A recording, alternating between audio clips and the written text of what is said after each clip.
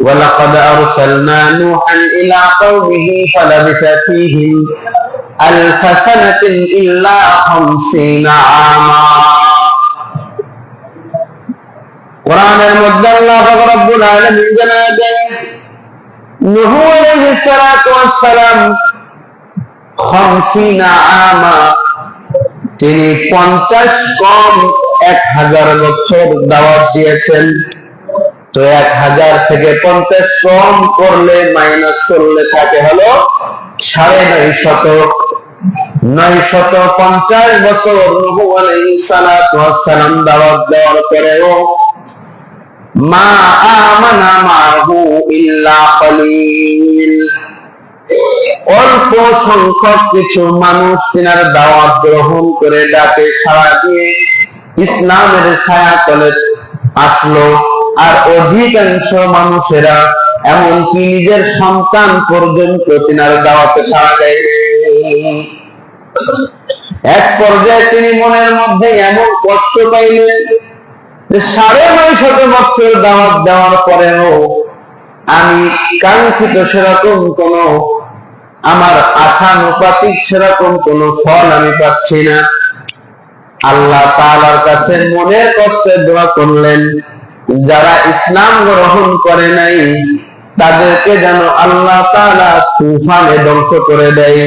ফাখাযাহুমুত তুফান ওয়া হুম যালিমুন, ওই জালেম যারা ছিল তাদেরকে যেন আল্লাহ প্লাবনে সমান করে দেয়। আল্লাহ পাক রব্বুল আলামিন নবীদের প্রত্যেকটা দোয়া কবুল করে নেয় এবং দুনিয়ার যত নবী ছিল সব নবী যত দোয়া করত সব দোয়া আল্লাহ কবুল করত। সব দোয়া দুনিয়ার মধ্যে করে করে কবুল করা গেছে, আখিরাতে যাইয়া আর কোন দোয়া কবুল করাতে পারবে না। তবে আপনার আমার পয়গম্বর যিনি দুনিয়ার মধ্যে অল্প দোয়া করেছে, বেশি দোয়া করার জন্য কিয়ামত অপেক্ষা করতেছে।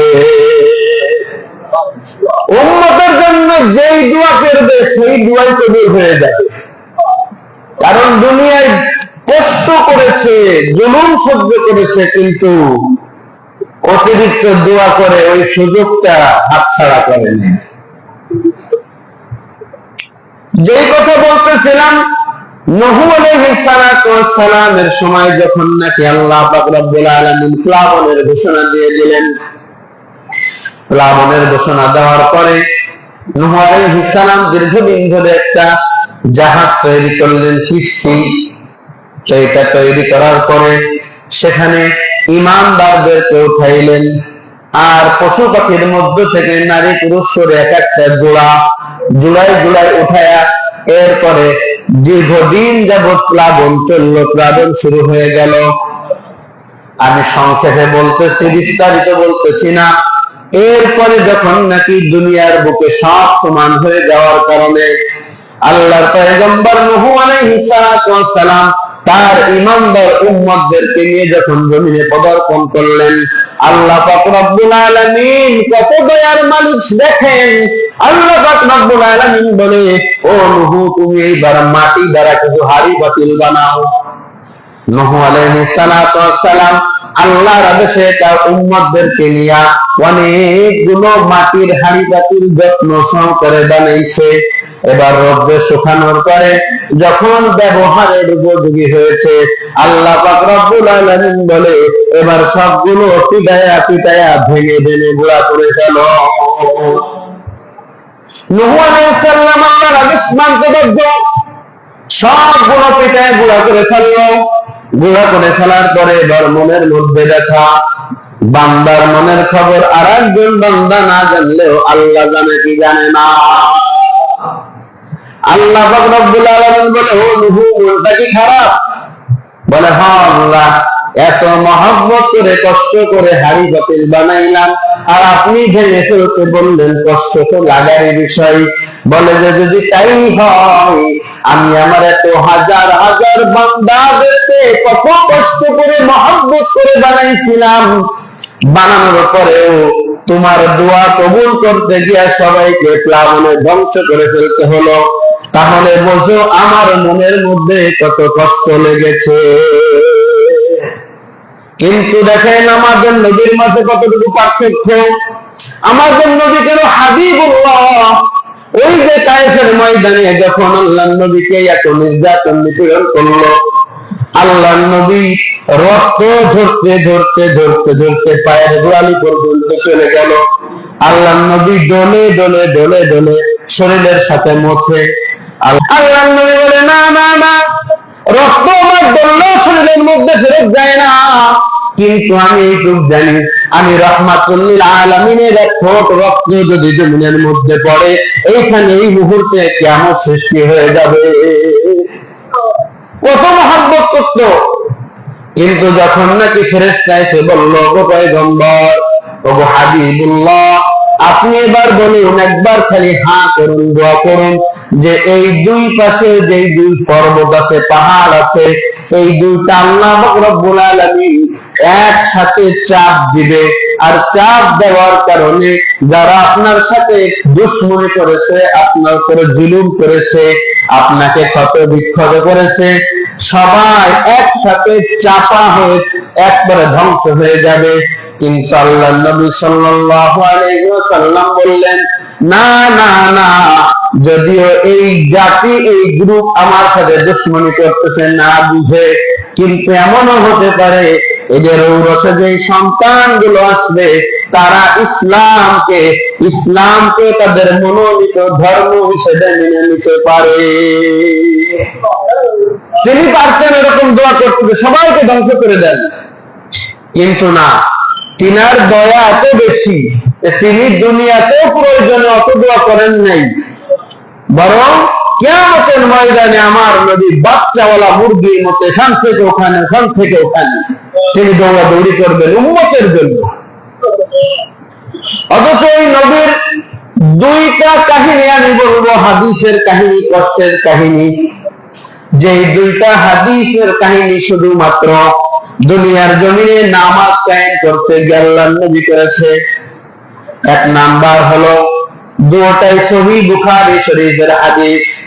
এক নাম্বার হাদিস হলো আল্লাহর নবী সাল্লাল্লাহু আলাইহি ওয়াসাল্লামের সাহাবী আব্দুল্লাহ ইবনে মাসউদ রাদিয়াল্লাহু তাআলা আনহু বর্ণনা করেন, ওগো নবীর উম্মতেরা, তোমরা ঘটনা শুনে রাখো, আল্লাহর নবী সাল্লাল্লাহু আলাইহি ওয়াসাল্লাম একদিন নামাজ পড়তেছিলেন কাবা ঘরের চত্বরে। কাবা ঘরের চত্বরে দেখুন আল্লাহর নবী নামাজ পড়তেছিলেন, এমন একটা অবস্থায় পাশেই আবু জাহেল এবং তার গোষ্ঠীরা, তার যে সাঙ্গ পাঙ্গ ছিল, তারা সেখানে চুপচাপ বসে বসে আল্লাহর নবীর নামাজ দেখতেছিল।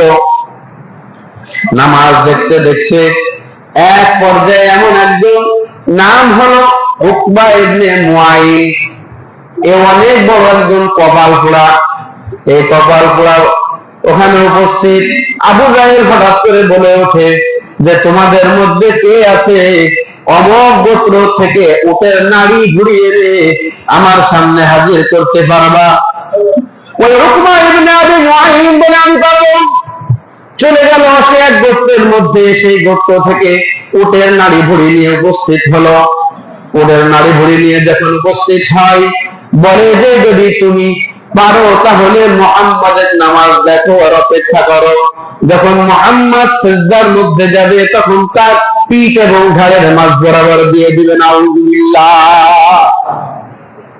ও নবীর উম্মতরা, সবাই তো আমরা আশিক রাসূল দাবি করি, নামাজের জন্য আল্লাহর নবী কত কষ্ট করেছে, ইসলামের জন্য কত কষ্ট করেছে, একবার দেখুন। আল্লাহর নবী নামাজ পড়তেছে, দীর্ঘ সময় ধরে তিনি নামাজ পড়া অভ্যাস, অনেক সময় ধরে তিনি সূরা কিরাত পড়তেন।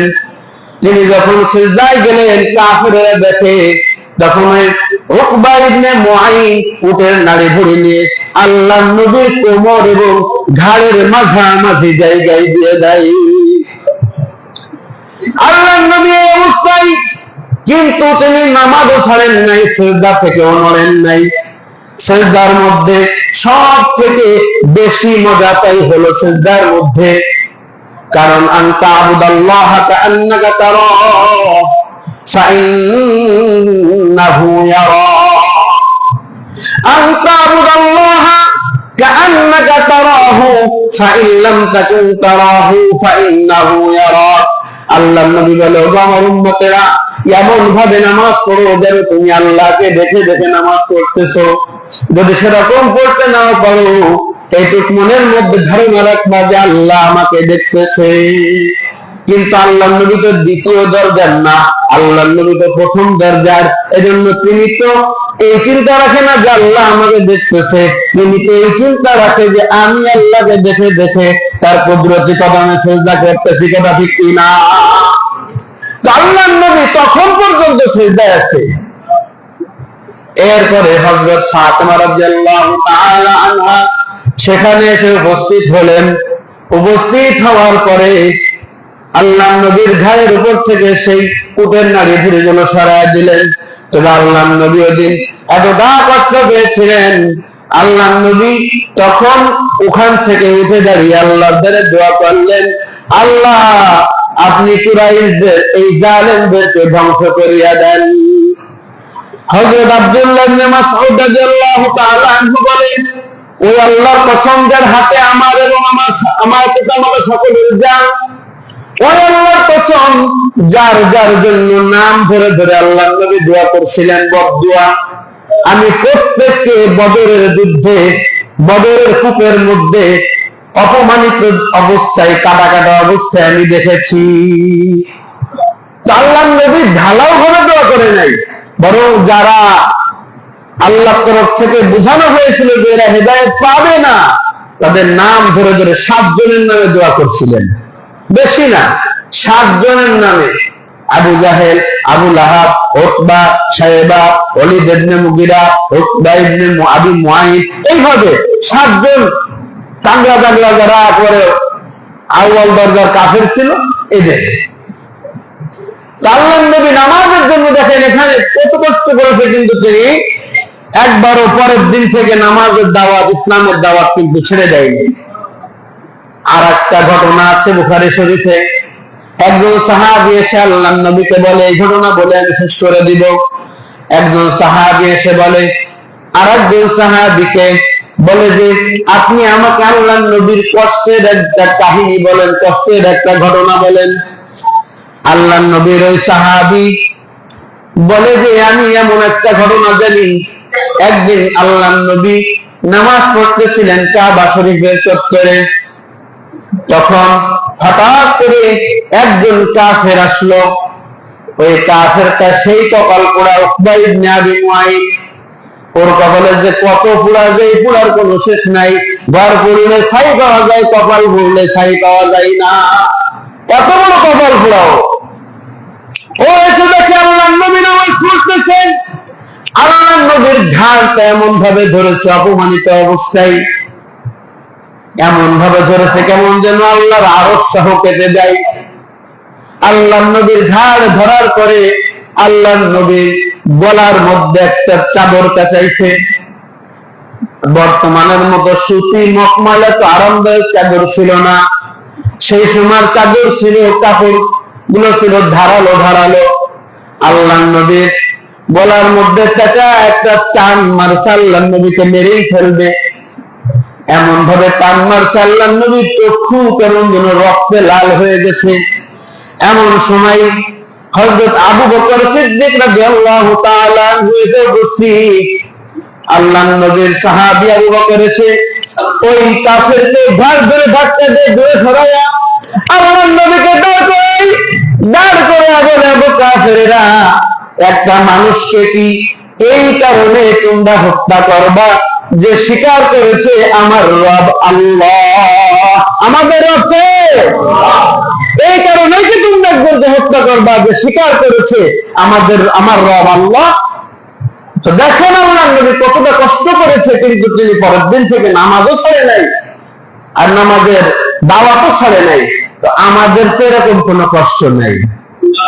মসজিদ সব থেকে শান্তির জায়গা, এখানে অপরাধীও নিরাপদ থাকে, এখানে অপরাধীও নিরাপদ, ঝগড়া আছে একজন একজনের সাথে সে এখানে নিরাপদ, বাইরে যা আছে আছে। এজন্য মুহতারাম হাজিরিন, আপনাদের কাছে আমার আহ্বান থাকবে যে আমরা ওই নবীর উম্মত দাবি করি এবং বাস্তবে ওই নবীর উম্মত। এবং কাল কিয়ামতে ওই নবীর শাফাআত আমাদের সকলের প্রয়োজন পড়বে।